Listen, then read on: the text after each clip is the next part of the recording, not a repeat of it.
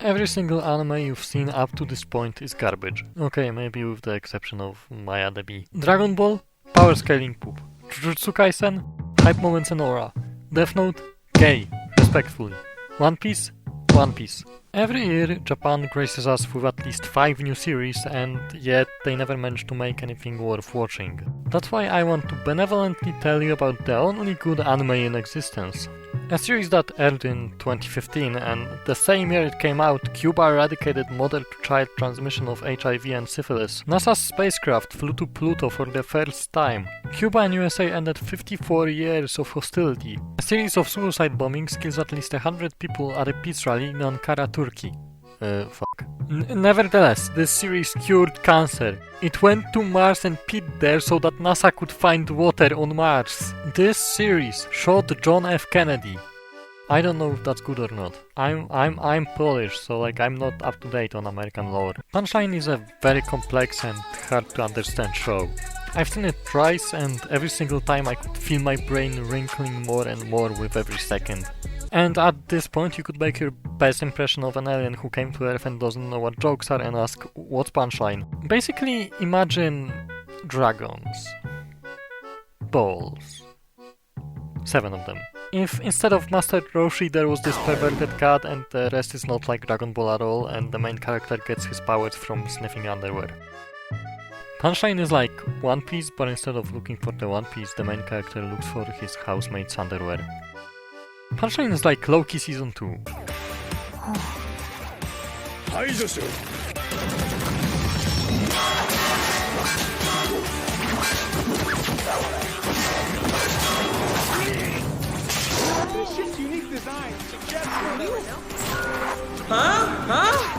Oh, come on! You gotta admit this is cool! This masterpiece of a show combines time travel, superpowers and supernatural elements while being really coherent about all this. Despite activating his powers by getting horny, Yuta is actually a guy with some dignity and doesn't get any sick pleasure from picking on people.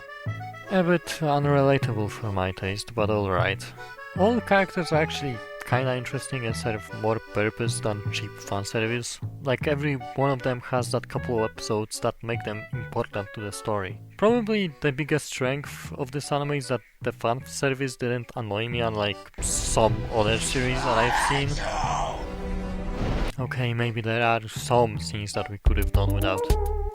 But I don't think they are too obnoxious anyway. It actually made me realize that usually I don't hate fanservice, I hate annoying protagonists who are either horny 24/7 or dumb as a brick.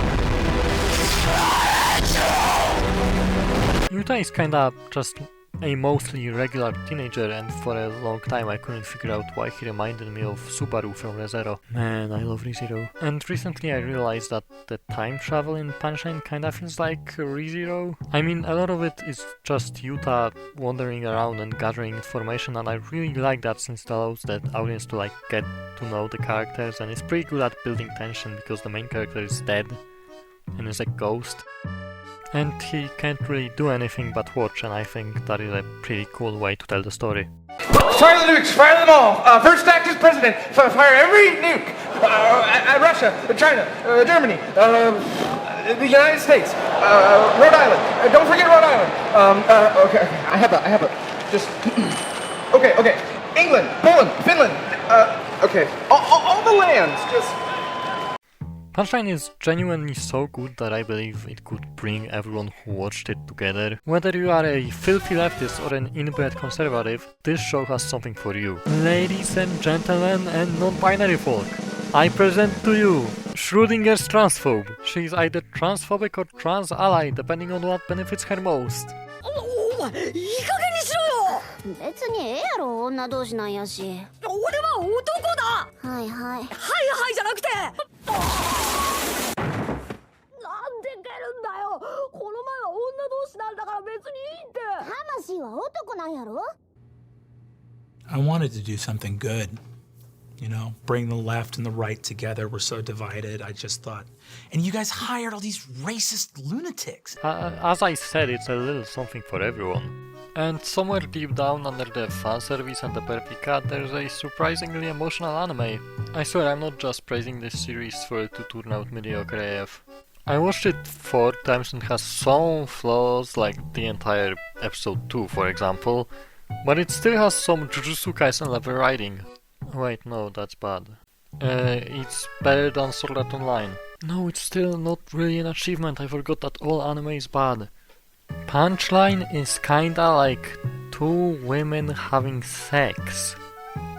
Even bigots like watching it. 別にええやろ、女同士なんやし。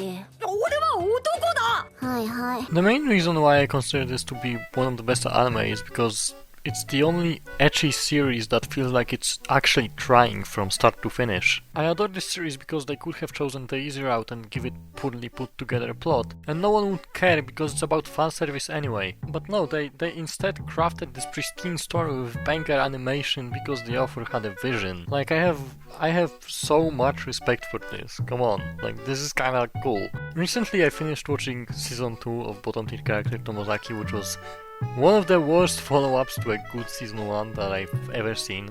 Granted, I don't watch One Frame Man.